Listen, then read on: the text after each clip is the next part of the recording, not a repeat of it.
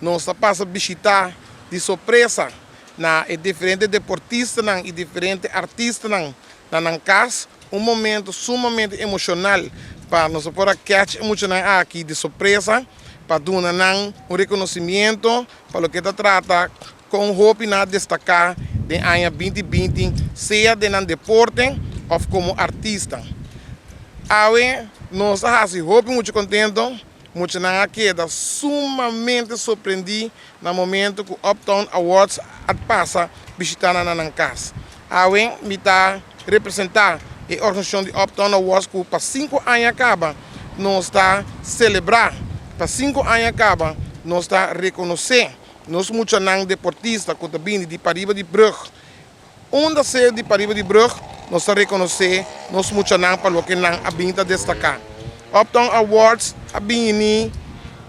justamente para o motivo que o bibiano muitos de Pariba de Brug não tem a atenção merecida.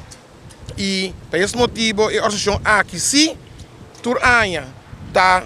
pagatino, arriba e muito no desenvolvimento do deporte, com nada destacar, mas muito especialmente também nós pagatino arriba na disciplina. E depois de visitar é diferente, quando visa veld é diferente track ou visitar caminho que muito aqui está desplegar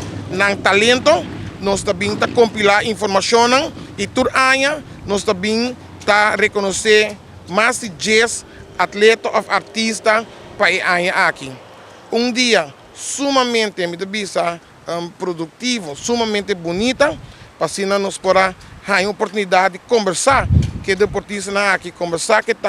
talentosos aqui, para assim que nós podemos demonstrar também de coração que tem gente que quer para nós, tem gente que está preocupada para nós e tem gente que está suportando. É muito aqui mesa de suporte e Uptown Awards alagasar também é muito aqui, que a cada momento, quando a time está de ajudança, cada momento na missão sponsorship, Uptown Awards tem para suportar, para assim não por lograr um sonho e galeu, seja de deporte ou como artista, de lo que nada basic, lo que nada gusta, nada fazendo.